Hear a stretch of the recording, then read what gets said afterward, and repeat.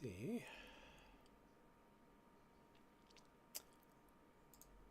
That should be that. All right. Well, welcome everyone. I think we are live. It's always fun to find out as time goes on here. But just waiting on one last indicator that we're live here.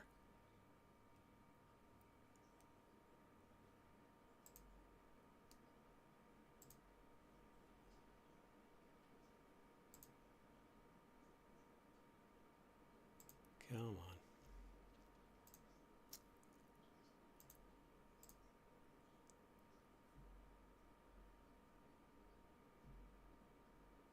All right, there we go.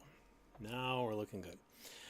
All right, welcome everyone. My name is Mike Hess. I am the chair of the American Association for Respiratory Care, Ambulatory and Post-Acute Care section, and this is our weekly office hour live chat of fun. This is an opportunity for section members, potential members, anybody interested in respiratory care, particularly outside the traditional hospital environment, to come in and let us know what's on your mind.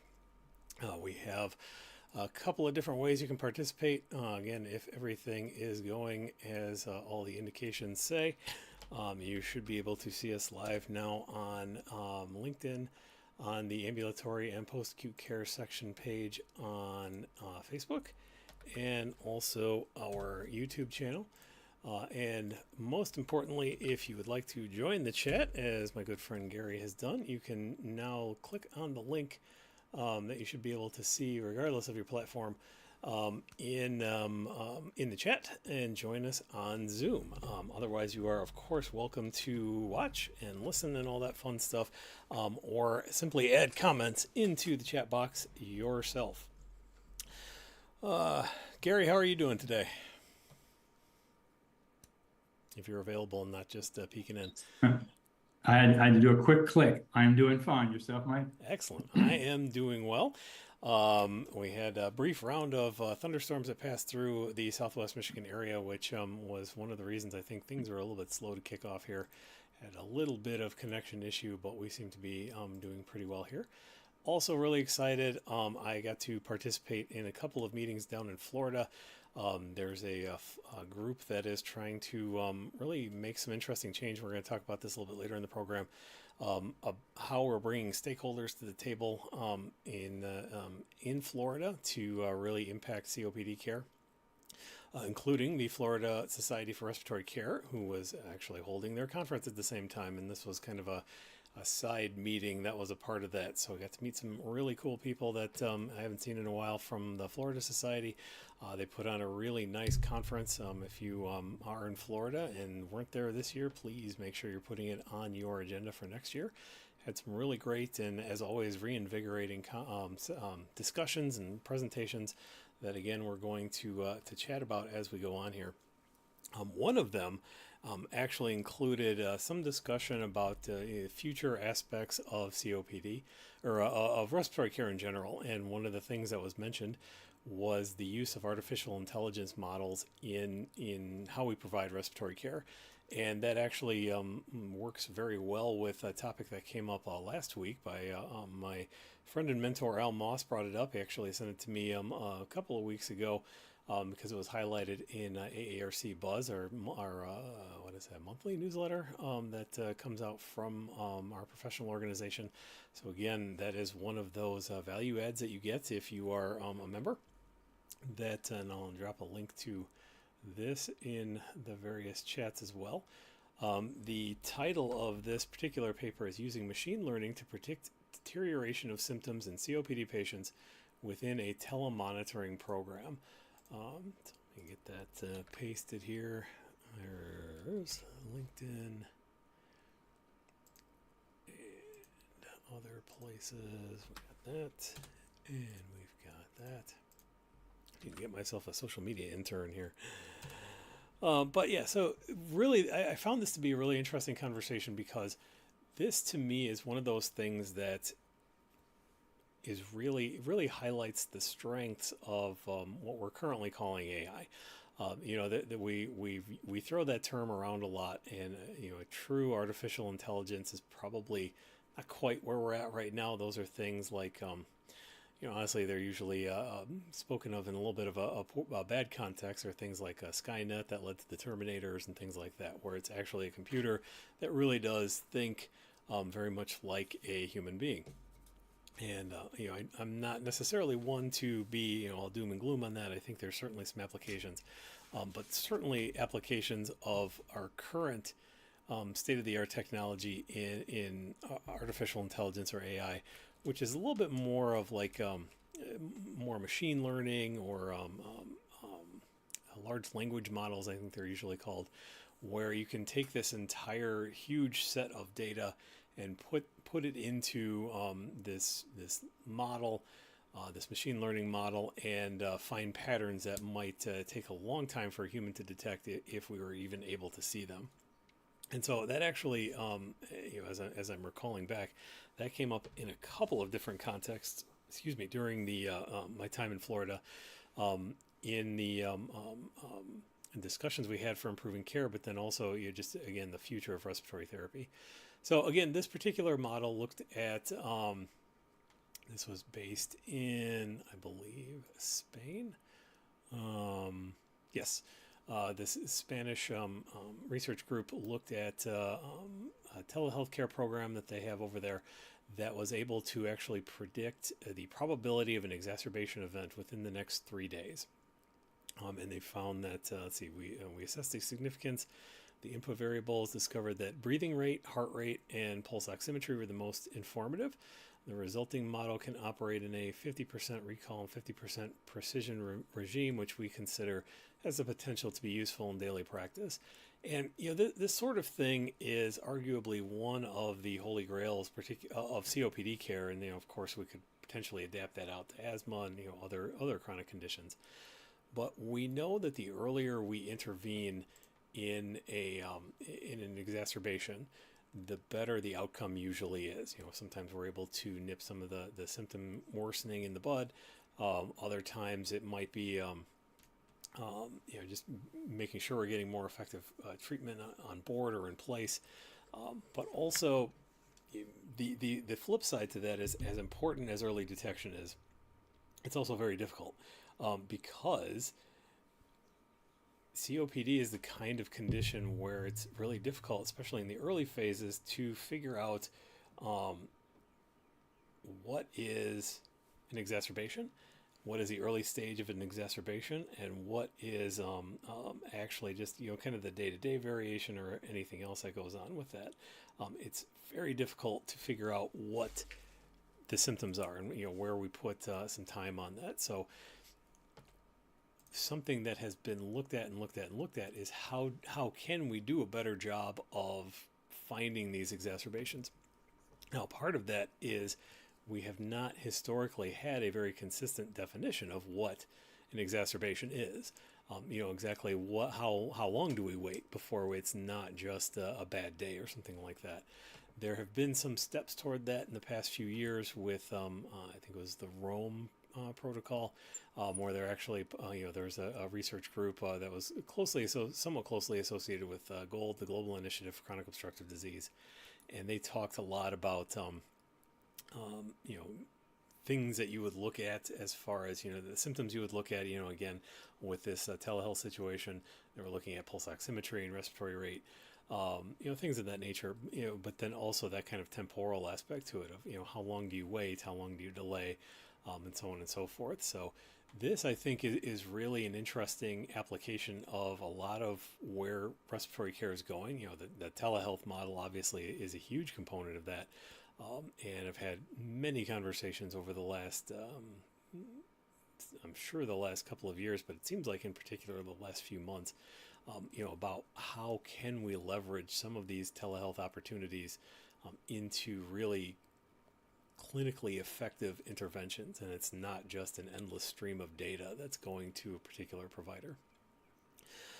So again, this particular study looked at this full data set of daily questionnaires, and also some electronic tools, pulse oximetry, heart rate, breathing rate, step count, temperature, a couple of yes/no questions. Do you have fatigue? Do you have more fatigue than usual? Cough, more cough than usual? Is it producing sputum? Is it more than usual, less than usual? What color is it? That sort of thing. And again, they found that as much as we look at some of those other options, that heart rate, pulse oximetry, and breathing rate were probably the best identifiers for that, particularly as we look at potentially as like the primary care setting. I think that's going to be really valuable because we know that a huge percentage of care in COPD and of course other chronic conditions is provided through primary care. So there's, I'm sure, definitely more to come on the AI front and the machine learning front with that, but it's just really interesting to start thinking about how we can use these tools constructively, because again, this kind of ties into part of the conversation that was in the conference side in Florida. Was there's always fear of the machines are coming to replace us, basically. And if you've ever looked at some of the AI art that's out there, I know there's a couple of brand new things that are popping up in the last couple of weeks that maybe do a little bit better job. But if you look at some of that art when the people have 8 fingers on each hand and things like that, you really start to wonder. It's like, well, how practical is that? But then you look at some of the other things that it's really specifically trained on, like language models and things like that, and they can be extremely helpful. I've seen them used to adapt literacy, adapt papers for different literacy levels, or to be more concise with certain things. I even actually, in a previous conversation here on LinkedIn, I had a contact of mine helping me figure out what are things that we can do to add value for membership sections and things like that. And so, just taking the whole body of data that is the internet and, kind of condensing that and distilling that down into suggestions for plans of action, that's going to be really compelling.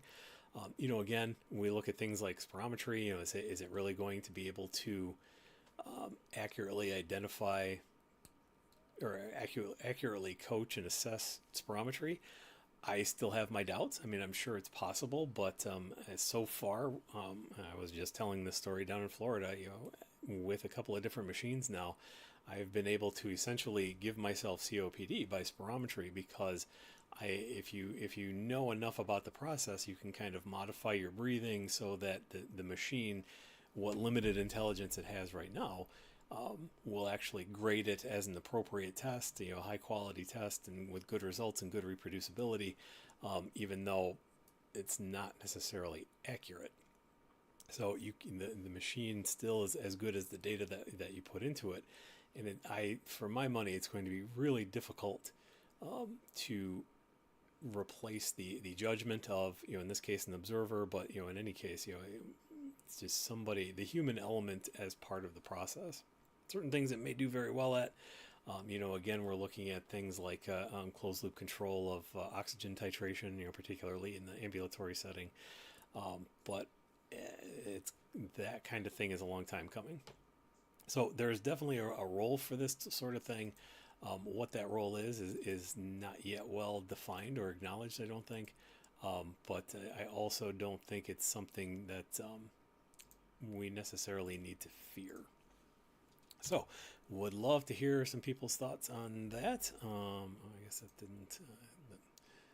LinkedIn in particular is a little bit strange as how it handles links. It doesn't really give us much of a preview there or something to click on, but you can certainly copy and paste those links in the comments, or on some platforms you should just be able to click on it and take a look at that paper.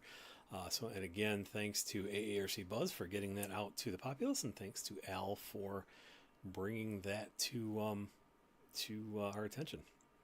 So, Gary, I'd love to hear, since you're here, I would very much love to hear what you think in your, you've been at this a bit longer than I have, and you've looked at it from a lot of different angles, the profession. I would love to hear your thoughts on how we might be able to leverage this kind of technology to advance the profession in the future. Oh, just looking, it's interesting. This is not the answer to your question, Mike, but sort of Kobayashi Maru, can't answer it, answer something else. And I think where I've seen AI attempt to make inroads and not be successful is expecting patients and family members to look at a video online or look at a piece of paper in a box and be able to utilize that device, whether it be compressor nebulizer, CPAP device, or whatever. Now, just reading, in fact, I saw you commented on this. A young lady, first, it doesn't matter, a young lady posted on LinkedIn, the value of what we do as therapists is really underappreciated because others don't know what they don't know. And I think one of the things that I make a point of is not only doing, but explaining the knowledge behind the doing. I didn't post this study, but the article came out a couple of years ago where individuals who were in the hospital on one aerosol device, whether it be a neb or an inhaler, go home on the different one. You know, get the script at the pharmacy and get a piece of paper, maybe shown a video clip. But when they exchange that, either you're on a neb, go home an inhaler, or vice versa, the readmission rate is 50% higher. I don't see AI helping at all in that. That is, I just don't see it. That's not my experience. That's my opinion, for what it's worth. There's where I think you need the therapist and other practitioners in their world, but the therapist to have that time when the patient's in the hospital, explain it, return demonstration, all things we're taught to do in school and practice, and then follow up at home. So maybe the follow-up is more AI related. So in the discharge instructions is a link that goes to another website that has feedback on that. Not just here's the instructions, you know, prime and take 2 breaths or whatever, but have some sort of return demonstration via that thing that I don't understand how it works, but Internet of Medical Things, and that could be customized to the individual who is of a certain age, maybe language, first language preference, the device proper, and I don't mean brand of the device, but the type of the device. And that could be, hey, show Mrs. Smith how to utilize this and give feedback via this. For those folks that are facile with that technology, maybe. I've not seen done experience with it. Yeah, I think that's a great point. You know, I think again, for my money, a lot of the next big value in AI, machine learning, whatever, is going to be, you know, the on the front side of things. You know, again, finding the exacerbations, or you know, even finding people who are more at risk. You know, those populations. You know, at the foundation, our CEO Jean Wright kind of made her first mark in the COPD world as in predictive analytics, and you know, actually getting RTs out to clinics where there were high rates of COPD in the Carolinas. Jose, I'm really glad you jumped on here. I don't know how much of the conversation that you heard, but we were just talking about the role of artificial intelligence, machine learning, large data sets, all that sort of thing, in respiratory care and patient care going forward. And I know you have, and we were discussing this paper that used that in telemonitoring in Spain to predict exacerbations with a probability of an exacerbation within the next 3 days. And I know you are very experienced with large data sets, particularly with patient monitoring and spirometry and that sort of thing. So love to get your thoughts on it too. Yeah, so I think in the large sets, the AI is beneficial for it to go through and capture some things that we just wouldn't be able to find as quick. Of course, we have to teach it that at the same time. But I think off of that, building algorithms where it doesn't require the AI once it figures it out, so that way it can work offline as well, is important for us to not just, you know, let's count on it, but then let's be able to do it manually, not so manually, but let it do the calculations for us just as we allow other things to do. But it's also about, even on a lot of things, it's not about having the AI, it's about having the right algorithms built in too. Gary, you talked about the inhaler instructions for patients and the demonstrations we do in the hospital and all that. And I believe that's the first place it's got to be. But I also know that as an organization of respiratory therapists, we all need to do it the same way as well. Because, you know, spending time in the field, you hear one person coaching this particular way, this one this particular way, count the breath hold time, everything differs.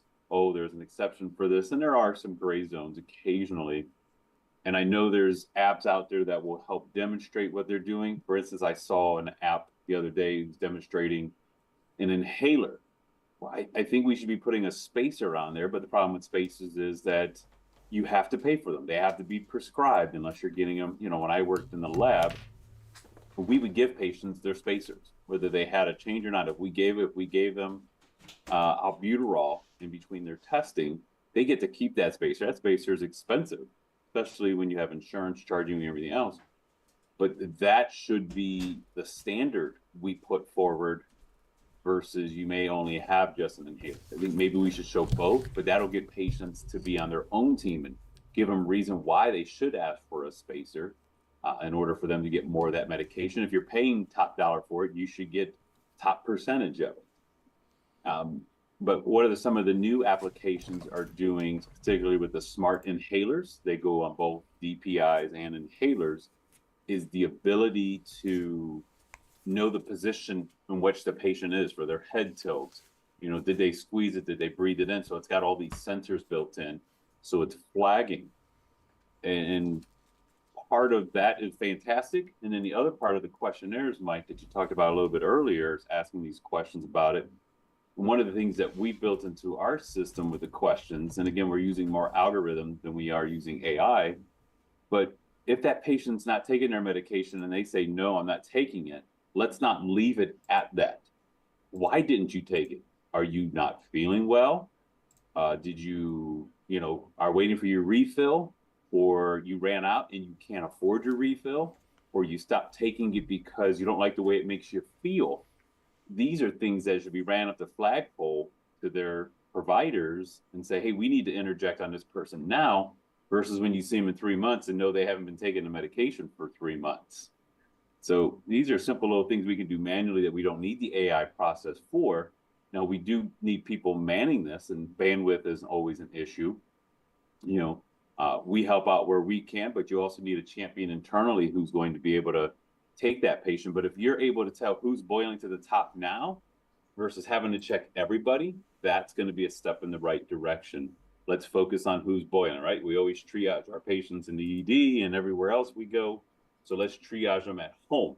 While we want to be able to observe people, some people are going to run fine and dandy, but other people are going to be in trouble. And those are the people who we need to have a plan of action to get into them quickly.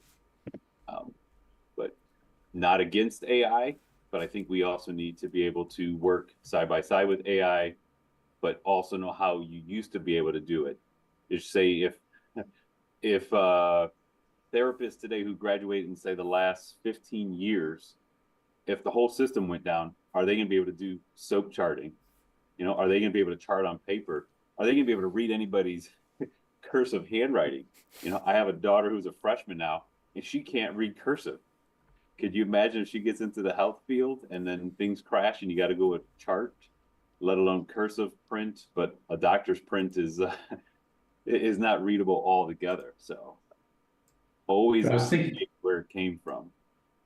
you make an interesting point, because I think where we started, and I'm talking about COPD, individuals with COPD or asthma for that case, we would train them in the hospital, we get the return demonstration, and then they get the script for their inhaler and a separate script for their valve holding chamber. Yep. Many get the medicine and not the tube because they're very expensive. On the street, those things run $50 to $100. In the hospital, they're less than $10. So I agree. Everybody should get one. Everyone who needs one, just give them to them before they get home. Yep.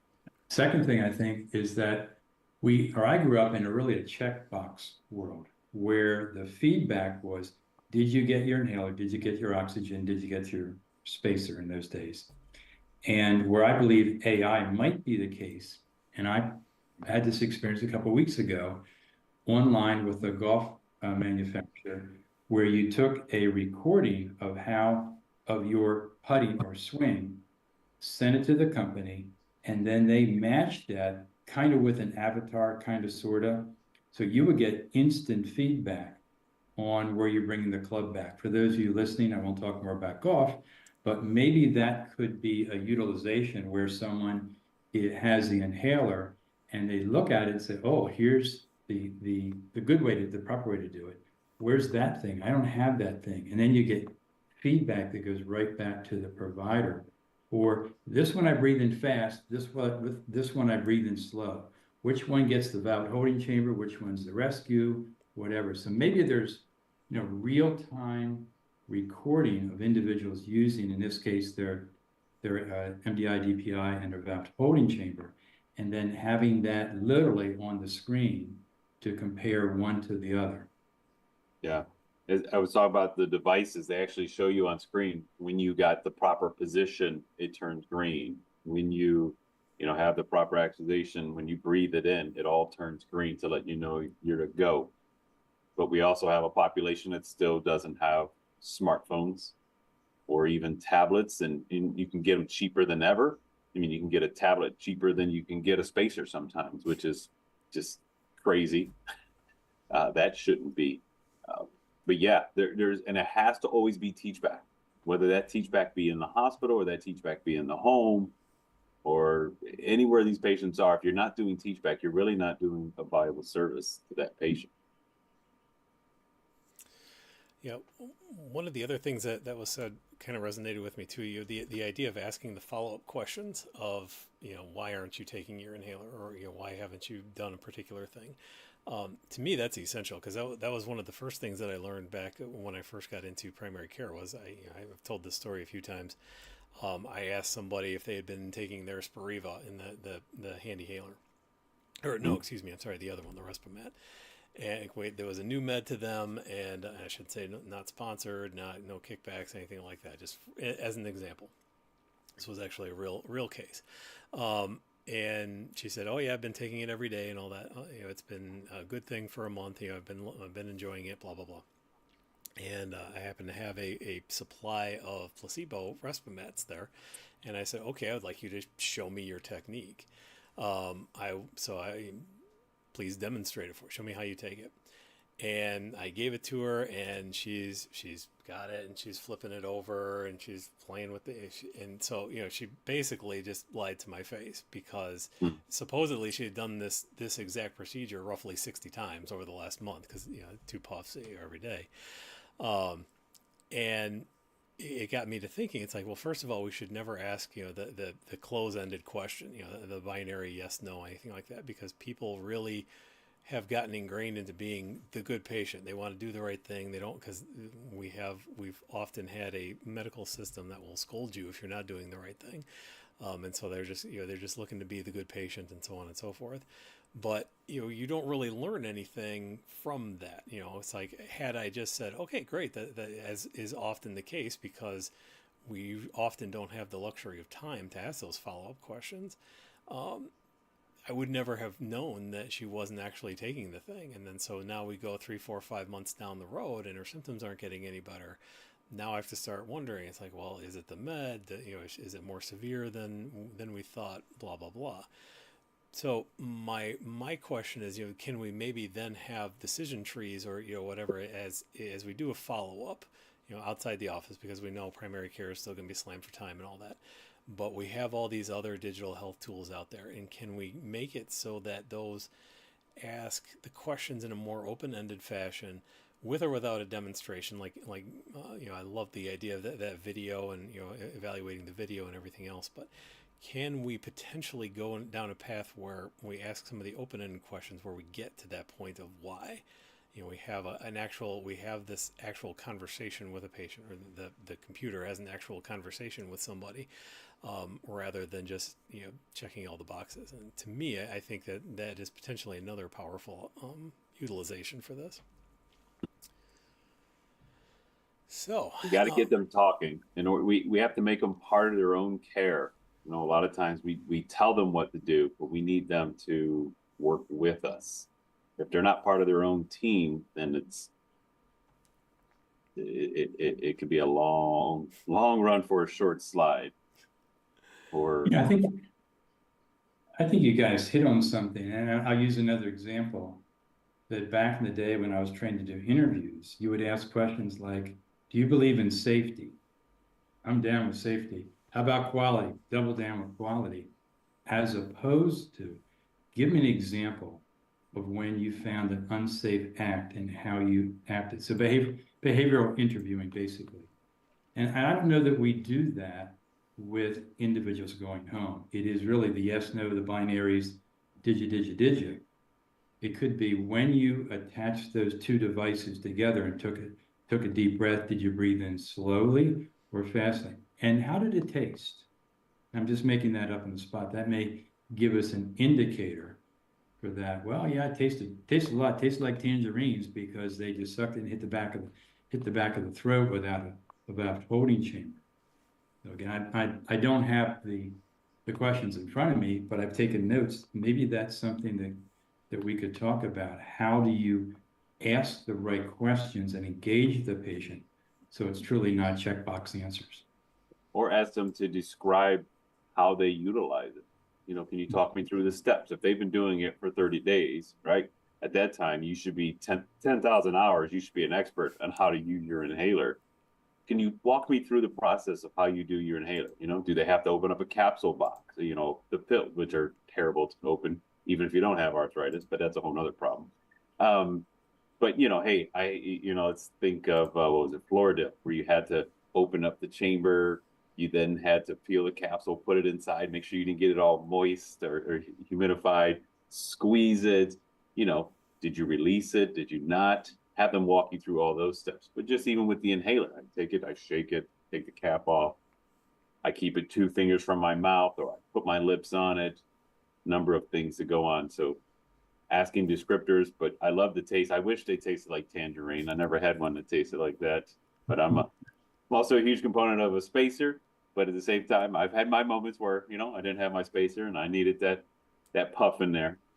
But my head's not 3 feet long, so it's hitting the back of my throat too, and no tangerines are coming in. Yeah, so a couple of things that again are getting my thought processes working here too. The having a variety of tools that are available and matching the tool to the person rather than necessarily flipping that around. You talk about not necessarily having a valve holding chamber. And again, one of the things that we did when I was in primary care was there's a couple of them on the market now that are only about yay long. They're actually really just a spacer, although one of them, purports to be able to slow down some of the molecules or, particles, whatever. But they're also small enough that they can actually just kind of stick to the MDI, and people love those. I would have them come back in month after month, and it would still be on the end of their inhaler because they were using it, or they would say, "Oh no, I lost it. Can I have another one?"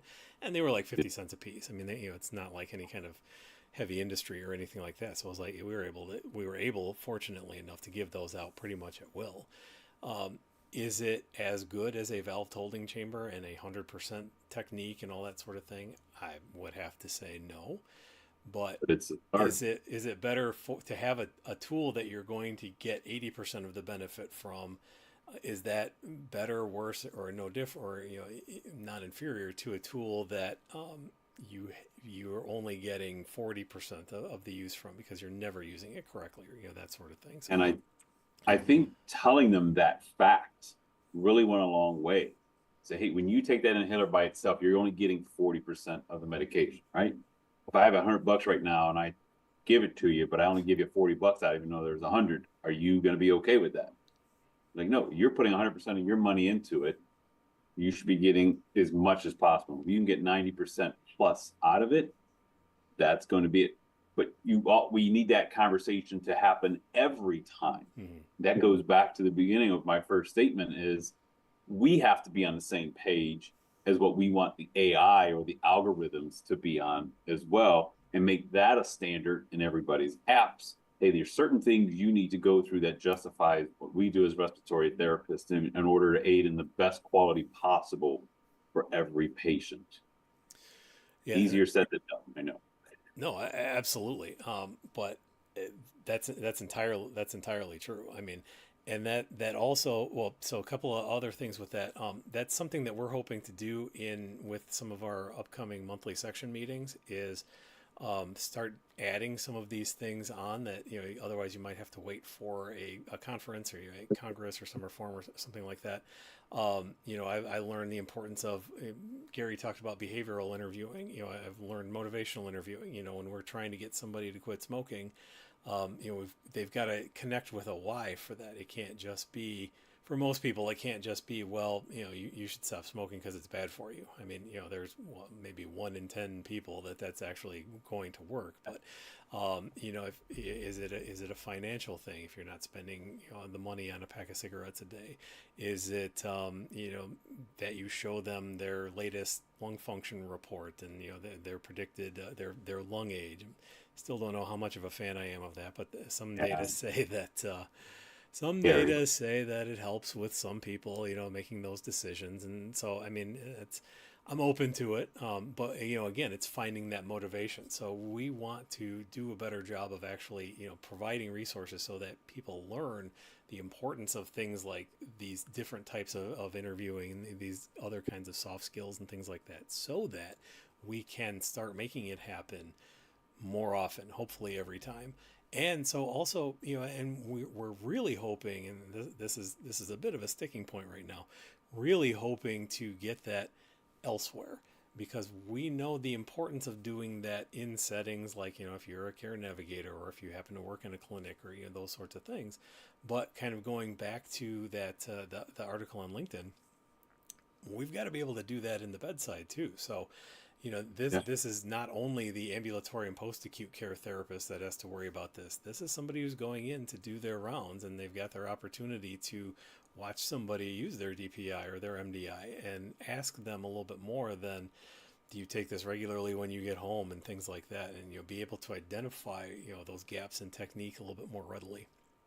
So I have to drop off. I have a call at 1:45, but just on what you hit on right there, I think, there's the ATS ERS guidelines for pulmonary function testing.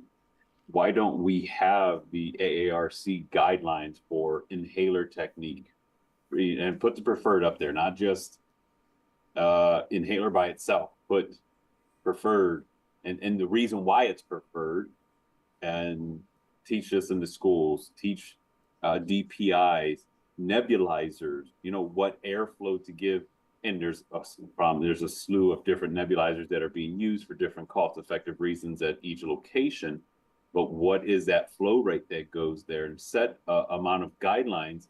Then that's being utilized in all entities across, whether it's in pulmonary rehab, in pulmonary function, it's in bedside, it's in the ICUs, and make those the guidelines that are the learning practices for this. And we have to continuously update them as new technology comes out, but rightfully so. We should always be looking to do better for that. Your point about getting to that patient and hopefully they stop smoking or anything else. I have a quote I made up, never heard anywhere else. I made it up. You can use it if you want to, but everybody's Superman until their kryptonite hits, right? And everybody's kryptonite is different. It could be cigarettes, could be vaping, could be huffing, whatever, it could be alcohol, but until it hits you and affects you and gives you that reason why you need to do it, it's different. So what's going to be the kryptonite to get them to stop? I go back to the movie Patch Adams with Robin Williams, and he had that, if you've seen that movie, he's talking with that guy who's just miserable and he can't get through to him, and he finally finds out the guy likes to talk about death. So he comes in and he talks about kicking the bucket and pushing up daisies, and gives him. That's not an easy tool, but it's something as a therapist or anybody in the medical field, when you're working with a patient, sometimes you got to be able to read people quickly, find out. And it doesn't always work out, but finding that person's trigger point in order to help them find what their kryptonite is and how to get them to prevent is be beneficial. All right, very well said. Well, thanks for dropping that pearl on us right before you leave. I appreciate it. Hope There you you have a good go. weekend. Take care, guys. All right. Mike, I was thinking back probably, I don't know, 20 years ago, more than that. The AARC did a survey basically asking who does spirometry. And the results were very clear that most spirometry outside the hospital is done in the physician's office. And we all know why, that they're there and we're not. So the AARC put together what I'll call a train-to-trainer program, very, very effective as I remember it. And take that corollary and who teaches most individuals, and I don't mean patients because they're persons once they leave the four walls of the hospital, but who does most of that teaching? For the most part, it's a nurse in a doc's office, maybe the physician itself, the pharmacy, maybe a pharmacy tech. Could AI be leveraged in educating those individuals how to do appropriate instruction. And then whether there's telemedicine technology that goes home with that, could that get sort of beamed back, to use that word, beamed back to the provider? And I don't remember the numbers offhand, but the article written many, many years ago, they did testing of a therapist, nurse, and pharmacist, I believe, it might have been a physician. An article came out the last couple of years. Who does the correct steps in the right order? And not to brag because we're respiratory therapists, but that's our thing. And we had a very high success rate. All well and good. It wasn't 100%, which I thought about, but physicians and nurses and pharmacists much lower, but they're doing the majority of that. It's kind of like the Risotto study that asked who's involved with home discharge instruction for oxygen in the hospital, and RTs only were about 25, 28% of that. So well that we do it, but could AI be leveraged in a way that I can think of at the moment to help with, virtual train the trainer for the folks that we know are going to be doing most of that instruction and are the ones who are going to get the feedback from the patient? I think that's a really, really interesting idea. I would even go so far as to say the problem is maybe even a little bit worse because I think in most cases, nobody is providing the training. It's just, that's just the way it is. The docs, the prescribers often don't know the devices because again, it's not always their wheelhouse. The nurses, the aides, everybody else, it's not necessarily their thing, or they're maybe not keeping up on all the new meds that are coming out, the different kinds of DPIs and everything else. The pharmacists are slammed, these days, and especially in retail pharmacy, you're not only dispensing medications, you're providing vaccines and you're doing this and doing that. And you're trying to hit your numbers and everything else. And then people are getting mail order or going through the drive-through. And, it's just, and there's not necessarily a lot of thought about the importance of technique, because we have a mindset where, drugs are drugs. And if you can take a pill, you can take a capsule, etc. And of course, as we know, that doesn't work with inhaled meds. But I think it's been difficult to get that message out. So I think there's definitely a point to be made for including AI in that and doing some train-the-trainer stuff. But I think unfortunately we have to go even more of a base level of continuing to do that education of why it's important in the first place. And all of this ties in really nicely. We've got about 10 minutes left, and I definitely want to get a couple of plugs in for Florida here. There were two talks that really stood out to me, and I think really kind of tie into what we're talking about today. The first one was, I believe, the keynote was by a good friend of mine, Glenn Milano, who talked about just I can't remember exactly what the name of it was. I wrote down a couple of the key points, but I forgot the name of his actual presentation. But kind of reinvigorating your own career and going a little bit beyond and just figuring out how the things that are going to motivate you to take next steps or finding your next career path or your next the things that are interesting to you, and really then getting invigorated and participating and joining events and going to conferences and joining membership sections and AARC and your state affiliate and all that sort of thing. And then also that was kind of bookended with one of the later presentations that was by the great Ken Thigpen, who was talking about respiratory therapists as either a superhero or a next to zero, and kind of going through like what makes somebody a good therapist, quote unquote. And a lot of it really kind of came down to finding those extra opportunities to teach, or you're just going we talk about above and beyond and we throw that around a lot, but and we maybe have this notion of above and beyond being this giant, you've got to really write a new policy or save $100,000 in the budget or something like that. But really sometimes it just comes down to taking some time and making sure somebody knows how to use their inhaler correctly or knows to rinse their mouth out after they take an ICS. Just really some of those basics that make a huge difference, but get overlooked because a lot of external factors. And again, I'm not saying that, people set out to be burned out and get burned out or anything like that. But the way the system is structured right now, it is really difficult to find those opportunities, as essential as they are. And then, that gets into the whole idea of the moral injury slash burnout, the frustration and everything else, people leaving the field. And I just thought those were both of those talks, especially at kind of, different points during the conference, were, I thought, really impactful and really speak to where we are to a degree, but also where we could be. We're an evolving profession. We have a lot of folks who are talking about how, I don't get the respect that I want, in the hospital and things like that. And again, kind of going almost full circle again to Carrie's piece here on LinkedIn. It's hard to demand respect if you are constantly giving away your stuff. We have, if you haven't read the article yet, let me see if I can, I'll try to drop a link in the chat at some point. But it talks about, there are, on social media at least, there are a lot of different places that are giving away their aerosol treatments or MDIs or nebulizers. They're giving it to nurses. And there may be superficially a very good reason for that, saving on workflow or, what have you. But the flip side to that is, well, if they've been doing, administration then has an opportunity to say, well, if these folks have been doing these nebulizers for 40 years, and all of a sudden turns out they don't really need to be doing that, what else are they doing that maybe somebody else could do? We're really devaluing our own selves in the pursuit of maybe trying to do a right thing. And the better solution, and I'm sure Gary, you can speak to this maybe a little bit, is to provide more efficient care, more effective care that is higher value.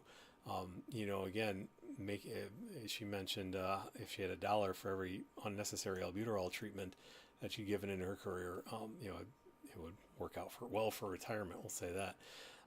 And I still go back to the very first treatment that I gave as a student RT, or participated in, was for somebody was pregnant and they were nauseous, and maybe they had asthma in their history in the ER, but the doc wanted to give them a treatment because it might help with their nausea.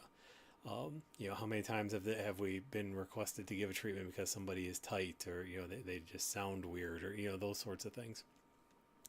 We really need to get better at, if we were to get better at providing the right therapy at the right time, rather than finding what we can get rid of. I think that would do us a much bigger service. I think to your point, I just was talking to a director the other 2 days ago, and everyone's in a bind, nurses and therapists and many others. It just doesn't make sense to me to transfer a responsibility, in this case, a nebulizer treatment, inhaler, oxygen assessment, to another professional who is short-staffed as well, has vacancy as agency folks, and quite honestly doesn't have the assessment skills. I wouldn't think nurses, RNs would want to transfer procedures and services to us. We're not the most competent.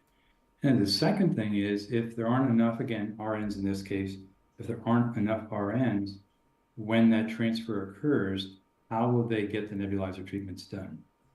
Maybe multiples using aerosol masks, and then we've gone backwards. It's clinically inappropriate. There are ways to be efficient.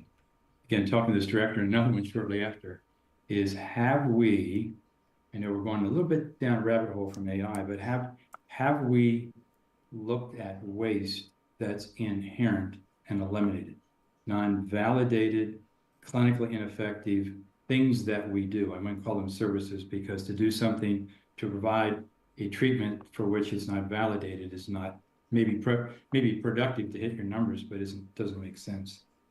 And protocols. I know that the last time I was in a room and asked for people to put up their hands if they use protocols, which was last week, by the way, and less than half the hands went in the air. There's the science of respiratory care that we're not following. And this is inpatient. Goodness gracious knows what that is once the individual leaves the four walls. So evidence-based practice, evidence, the science of labor management, how we staff, how we allocate staff to value-added procedures, et cetera. Again, not a rabbit hole, because I think it applies to everything we've been talking about, not just checking a box, I got it done, but what was the impact on the patient? Yes, they have a nebulizer, but maybe they were collecting it like this, waiting in the doctor's office to get the counter to go up, and they didn't have a valve holding chamber. About 10 topics for another time. Yeah. That sounds like. But to kind of tie all that together, maybe that is a use for AI, because maybe that's when we start looking at, okay, let's look at this hospital's consumption of albuterol over the course of a year. And we take that entire data set, because we've got these robust EMRs that capture every conceivable data point, at least according to the marketing materials. And we feed all of that into this machine learning model. And so it has a look at it, de-identified, but we have all the treatments that a patient received in a hospital, all of their diagnoses and everything else, changes in vital signs, things like that. It should be able to pick out, give it a certain set of criteria, tell us which of these therapies were not indicated by best practices. We could even throw in, put them up against indications for, I keep picking on albuterol, but let's put in the indications for that and the expected outcomes, and then say, okay, well, we're giving 60% unindicated treatment. So now we can develop an action plan for, or a more robust argument for implementing protocols, things like that, because for whatever reason, this is maybe topic number 11 for another time. We have not made that case effectively, because if we had, in my opinion, every place would be using protocols, because they make sense. It's more efficient use of resources. It helps with staffing, everything else. Now, whether that's fear over losing positions, things like that, again, I think a lot of those fears can be ameliorated by saying, well, okay, we're going to take the 2 RTs that we had doing unnecessary treatments, and we're going to turn them into care coordinators, specifically for pulmonary disease. We're going to make them educators, we're going to have those resources available, because we also have an increasing body of evidence that those roles are incredibly effective at, improving satisfaction, keeping people out of the hospital, outcomes in general. So I think if we look for these individual roles for AI, we can really plug them in a couple of different spots and really work well together with it, rather than just being afraid of it or ignoring it altogether. So with that, we're just about at the top of the hour here. I would love to hear from anybody who might be catching this after the fact. And I know it stays up on LinkedIn at least for a little while.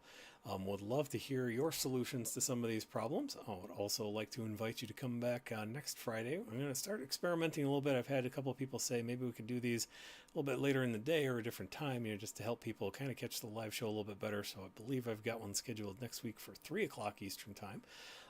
So we'll do that. And then also we just had our monthly section meeting last week.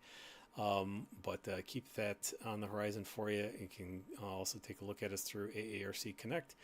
Reach out to me individually if you have questions about joining a membership section. What's the value of a membership section? We're always looking for more ideas in that regard to give you. I was actually just talking about this with a bunch of students down in Florida. We talk about, it's really easy to say, well, it's only $15 a year. But, if you're a new early professional, student early professional, or even somebody with a few years under their belt, $15 is $15 these days. And I would not want to ask somebody to just throw $15 into a fountain and make a wish. I want somebody to be able to get what they deserve and want out of that, reasonably speaking, of course, but I want to provide some value for that. So let us know what you would like to see from your section, particularly if you're in my section or interested in my section, and we'll see what we can do to make that happen. So Gary, thank you very much as always for your insights and participating today. I hope you have a great weekend. Also, thanks to Jose for stopping by earlier, and thanks to all of you who are sticking around and paying attention to this stuff. I hope you all have a great weekend as well, and we'll see you next week. Yeah, thanks, Mike.